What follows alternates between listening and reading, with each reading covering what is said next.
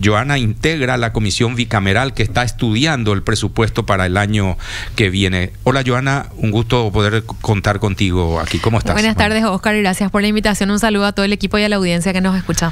Bueno, en días y horas agitadas con el tema de la famosa adenda, donde ustedes iban a ligar 5 millones de guaraníes. ¿Cuánto es el salario real hoy de una diputada? El total de la remuneración es un poco más de 32 millones. Sí. Nosotros tenemos una retención del 22% para la caja jubilatoria.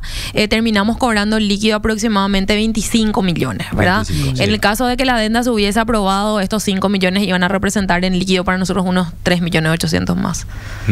Más o menos era la... Con Lo que pasa es que en ese tema de cuál es la dieta de los parlamentarios no nos poníamos de acuerdo en estos días, ¿verdad? Algunos mencionaban 29, otros 32, que iban a llegar entonces a 37. Claro, eso es el bruto, digamos. El bruto es 29 y algo con 3.160.000 y algo. El neto, sí, el neto, ¿verdad? De gastos de representación, 3.100.000 y algo, ¿verdad? Ya, y vale la pena aclarar, ya que entramos en el tema y no había acuerdo, porque mucha gente sigue creyendo que tenemos seguros VIP o que tenemos cupos de combustible. No, solamente cobramos el salario, la dieta en realidad, y los gastos de representación, que sumado total lo que se deposita efectivamente en nuestras cuentas del banco público, digamos, de la banca pública que nos habilitan para el cobro, son alrededor de 25 millones. Bueno, a ver, ¿cuánto más sumaba esa adenda al presupuesto enviado por Santiago Peña? Esa adenda, las adendas sumaban un total de 37 millones más o menos de dólares. El total de las adendas que nosotros, de los recortes que hicimos en verdad. Lo de la adenda era el 0,00 tanto por ciento. Es decir, realmente lo que se planteaba en términos de aumento no es sin ánimos de defender, no es un costo representativo en lo que impacta en el presupuesto general de gastos de la nación. Obviamente hay otros gastos que son mucho mayores. De hecho, los gastos de representación del presidente de la República son mucho mayores a cualquier aumento que pueda tener un legislador, ¿verdad? Digo esto poniendo un poco en consideración que con las adendas ingresadas y el presupuesto, con el proyecto inicial del Ejecutivo, al que nosotros le hacemos estos recortes de 37 millones de dólares total en todos los aumentos, contemplaban aumentos para los 3 poderes del Estado, ¿verdad? Cierto que lo que se puso en debate un poco es lo del Parlamento, yo entiendo la crítica ciudadana, el desprestigio que tiene el Parlamento. Me niego nomás a creer que estamos todos juntos, ahí los 80 estamos juntos, ¿verdad? Obligadamente porque es nuestro trabajo, pero no somos todos lo mismo, ¿verdad? Eso hay que decir, ni todos trabajan de lunes a viernes como trabajo yo, ¿verdad? Lo que se cuestionó nada más en realidad era el momento poco oportuno para pensar en un aumento salarial, teniendo en cuenta que esa cifra que ustedes ganan la vienen ganando desde... Bueno, vos recién entraste ahora, sí, en realidad, pero esa es la dieta parlamentaria desde hace 10 años, o sea, hace 10 años que ganan exactamente lo mismo, y hace 10 años, en 10 años el salario básico apenas aumentó 1 millón de guaraníes. Entonces, es un poco eso, ¿verdad? El momento poco oportuno para hablar de un aumento en la dieta cuando el común de la gente, hoy estaba revisando justamente a propósito de eso que vos planteaste del ahorro y quiénes son los que pueden ahorrar, ¿verdad? El 6,7% de la población nomás gana más de 3 salarios mínimos o más.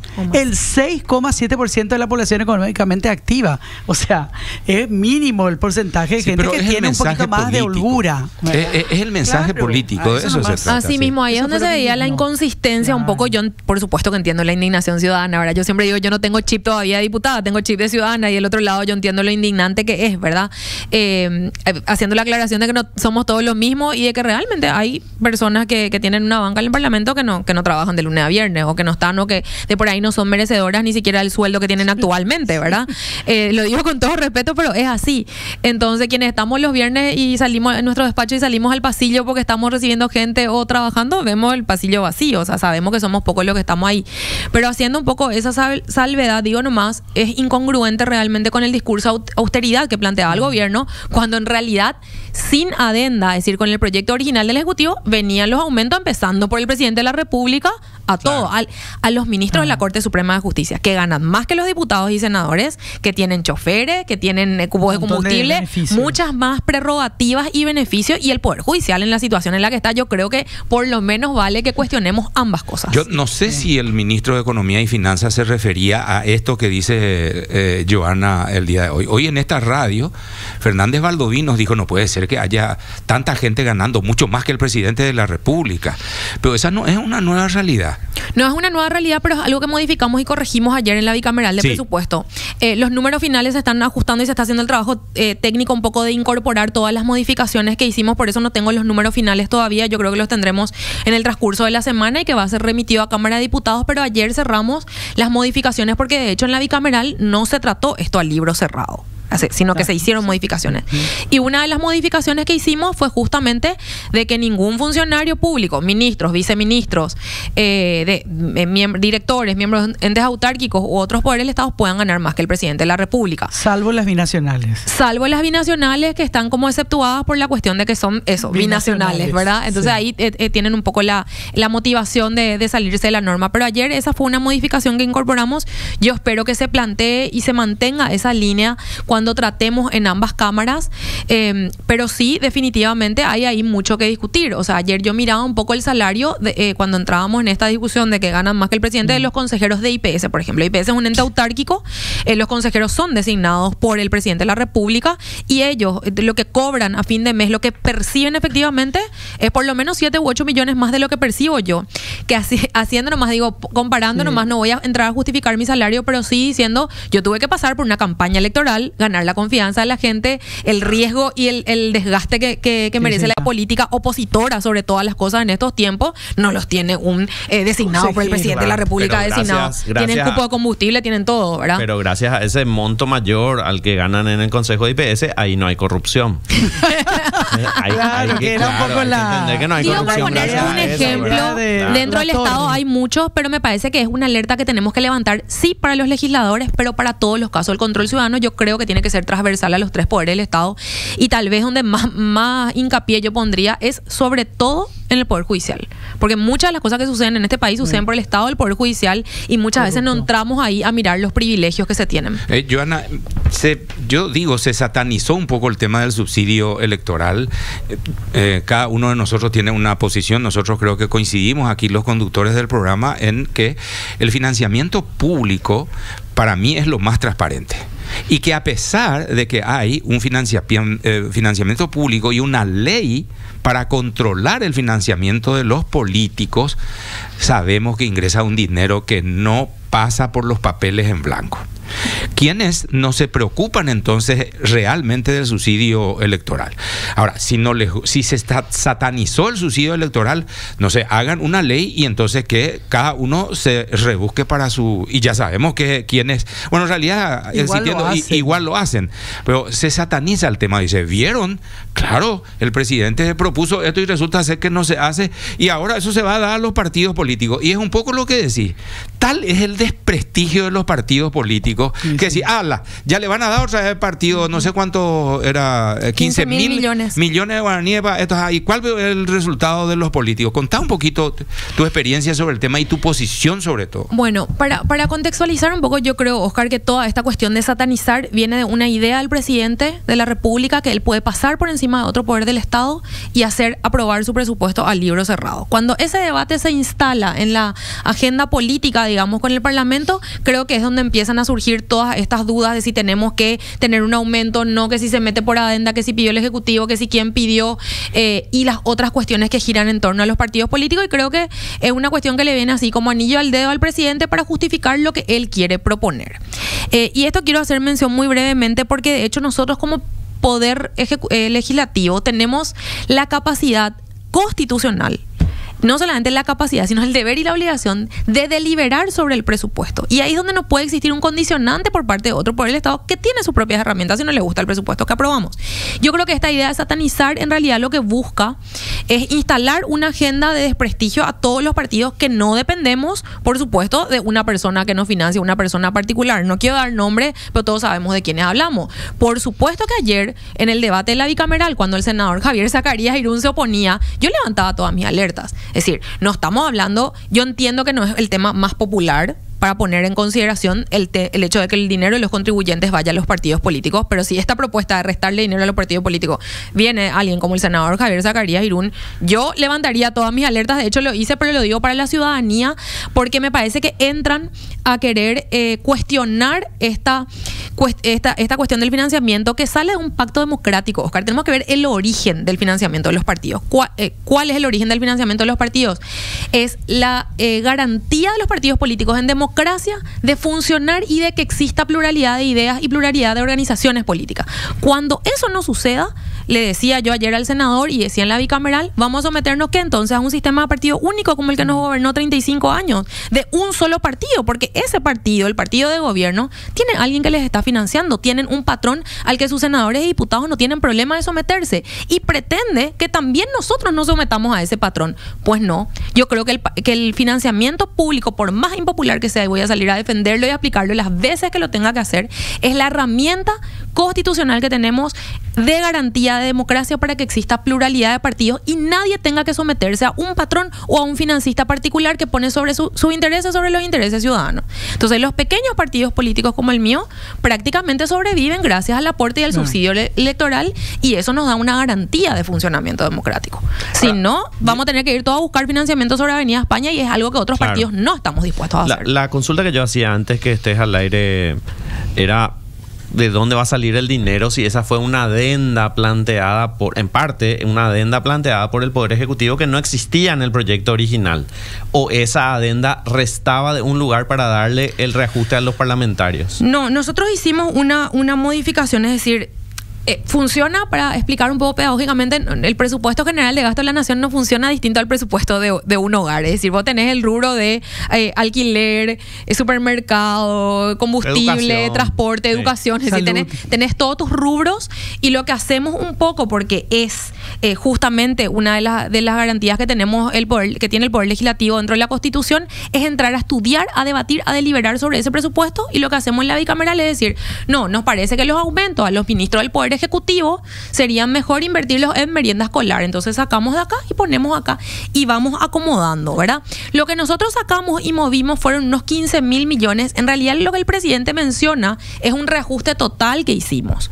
Si somos honestos de dónde va a salir ese dinero, este país no tiene una base impositiva que nos permita cubrir un presupuesto total con fondos genuinos. Vamos a tener déficit. Siempre tenemos déficit, siempre aumentamos deuda, que de hecho es un debate que yo tuve con el ministro de Economía y Finanzas cuando él acudió a la bicameral.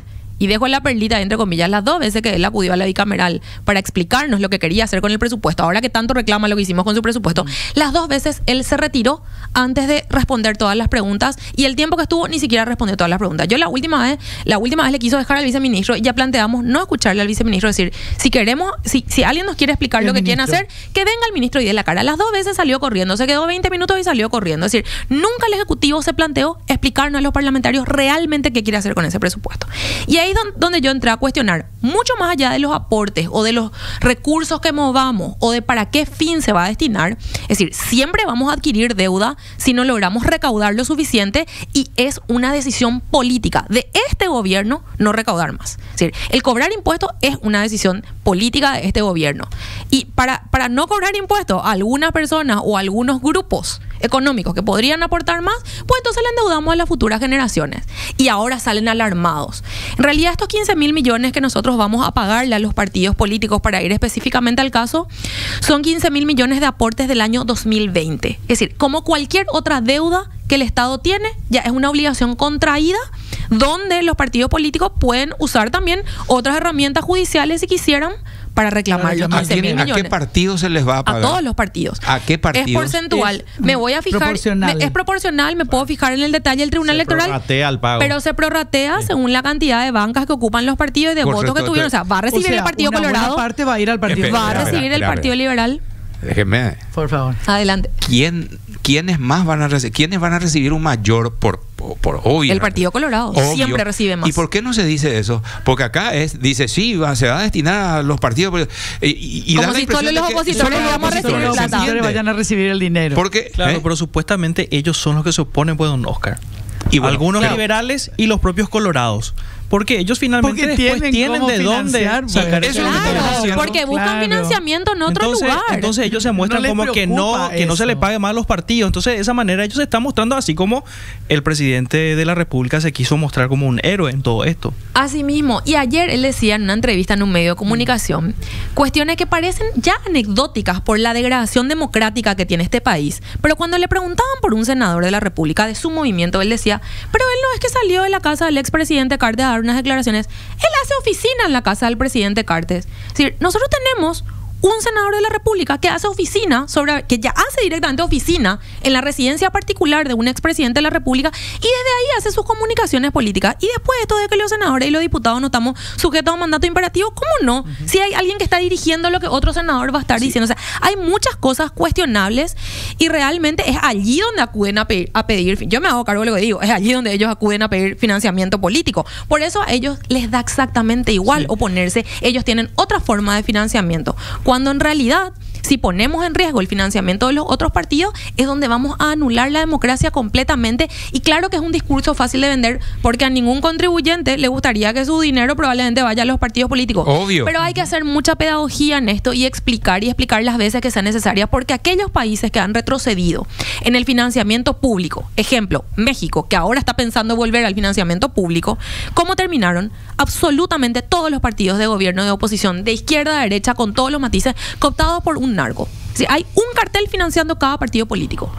A eso queremos llegar, a que los partidos políticos se sometan a narco. Es decir, cuando no se financia de forma equitativa desde el Estado, gente, siempre hay alguien financiando la actividad política de los políticos de turno. Y Pero sobre mira la todo la del estrategia. partido mayoritario. Mira la estrategia. Aquí estamos hablando de ese tema cuando tendríamos que estar ocupándonos de otras, ¿verdad? ¿Sí? De otras cosas. Y estamos hablando porque esa es la idea. Instalar, satanizar lo que te dije yo Correcto. hoy, el tema del financiamiento, porque hay sectores que no necesitan de eso. Es más, mucho más de lo que, entre comillas, porque es una inversión, convengamos, para tener una banca Sí. en el Congreso para los intereses. Oscar, si yo tengo que ser estricta, yo soy militante de un partido político de oposición de 21 años. Mi presencia y mi formación en una banca opositora para defender los intereses ciudadanos es en gran parte gracias a que mi partido tuvo un aporte y pudo formar militantes. Y se están formando muchos más jóvenes detrás mío, digo en realidad a mi lado, pero digo porque son más jóvenes que probablemente van a pugnar por otro cargo para que alguien tenga una voz disidente al Partido Colorado Sobre en el todo- Parlamento, en la Junta Municipal, en otros espacios. Sobre todo Si no cuando hay un financiamiento partido político, que no lo hubiésemos forma logrado. dirigencia. Claro. ¿verdad? Porque lamentablemente vos le preguntás hoy, no digo a todos, ¿verdad? Pero a muchos de los afiliados a los partidos mayoritarios y no saben ni por qué se afiliaron. No tienen idea de los principios del partido, no tienen idea de nada. O sea, es simplemente una cuestión casi aspiracional porque sabés que afiliándote al partido, lo dijo el propio presidente de la República, gracias a tu afiliación conseguís un cargo en el No por Estado. guapito, no No por por haber guapito y no estudiado. por haber estudiado y no por tener título, ¿verdad? Entonces, sabemos que mucha gente se afilia a un partido única y exclusivamente para conseguir un cargo en el Estado paraguayo. ¿Qué va a pasar con el presupuesto, Jan? Bueno, nosotros, como decía, terminamos el estudio y las modificaciones ayer en la bicameral. Sí. Esto también es algo bastante cuestionable con las expresiones poco felices del presidente en las últimas semanas, porque mientras que él decía que habían extorsionadores oficialistas y opositores, nosotros de hecho ya estábamos modificando el presupuesto. No sé, si alguien le extorsionó, le jodió en sus negociaciones y en su extorsión, porque nosotros ya estábamos haciendo modificaciones en la bicameral. ¿El procedimiento cuál es? Todas estas modificaciones salen como cualquier otra comisión del Parlamento con un dictamen de aprobación y de rechazo. El rechazo a las modificaciones que hicimos en la bicameral implica aceptar el presupuesto del Ejecutivo como vino originalmente. Y la aceptación de las modificaciones implica que incorporamos estas modificaciones, que hay que decirlo, lo de los 15.000 millones es el 0,00 no sé cuánto por ciento, es ínfimo sobre el total de modificaciones que hicimos. No son ni 2 millones de dólares. No son ni 2 millones de dólares, exactamente lo que vamos a invertir en otras áreas con las modificaciones que hizo la bicameral. Esto va a Cámara de Diputados. En Cámara de Diputados lo que pretende el presidente de la República es que la aprobación sea libro cerrado. Y esto es jurídica y políticamente inviable y peligroso por demasiadas razones. En primer lugar, porque el presupuesto general de gasto de la nación es la ley por excelencia que tiene que sacar el Parlamento. Es la ley que va a regir Más el importante. funcionamiento de un ejercicio fiscal completo del Estado por todo un año, ¿verdad? La mera aprobación al libro cerrado implica que no hubo deliberación. Hay ejemplos en otros países, Oscar y equipo, que fueron vetadas leyes sin ser deliberadas, porque básicamente un parlamento existe para eso, para parlamentar, debatir y deliberar, y que ese debate sea transparente y público, que la gente entienda por qué estamos poniendo recursos en educación y en salud y estamos sacando recursos de los gastos reservados del presidente de la República, ¿verdad? Entonces es absolutamente inconstitucional pensar que una ley puede pasar al libro cerrado y nosotros podemos delegar nuestra capacidad constitucional parlamentaria de observar y de controlar lo que el Ejecutivo quiere hacer con el dinero de todos los contribuyentes y la deuda que le vamos a hacer adquirir a las próximas generaciones. Entonces queda esto. Si hay coherencia en el discurso del sector oficialista en el Partido Colorado y ellos votan por un dictamen diferente a las modificaciones que ustedes están haciendo en la bicameral, sí, tienen los votos para hacerlo. Tienen, en diputados tienen los votos y en senadores también. En senadores la mayoría. También. Es decir, la gente tiene que saber eso. Sí. Si el presupuesto para el año que viene se aprueba con dictamen que apoya la mayoría y no modifica nada de lo que ustedes creen que hay que modificar, constitucionalmente hablando, ya dijiste por qué, bueno, la conveniencia de un Estado que garantice lo que ellos mismos declamaron. ¿Qué dijeron ellos que iban a ser la prioridad? Educación, salud y seguridad. ¿Correcto? Sí. Bueno, entonces, me parece a mí que como corolario de nuestro encuentro de hoy, Johanna, la gente tiene que estar advertida de eso. Ellos lo pueden hacer. Una cosita nomás. ¿Cómo no, señor Fito? Sobre la extorsión que planteó 2 veces el presidente de la República. ¿Escuchaste algo? No, yo creo que, y honestamente no es que yo quiera minimizar lo que él dijo, porque es grave que él acuse de extorsión a cualquier parlamentario, básicamente, ¿verdad? Pero yo creo que es una metida de pata por su falta de preparación política. Tenemos un muy buen técnico que no tiene experiencia política, que es un candidato que salió de un laboratorio y que no entiende las lógicas de conversación política. Después él dijo que esto fue una conversación y un diálogo, ¿verdad?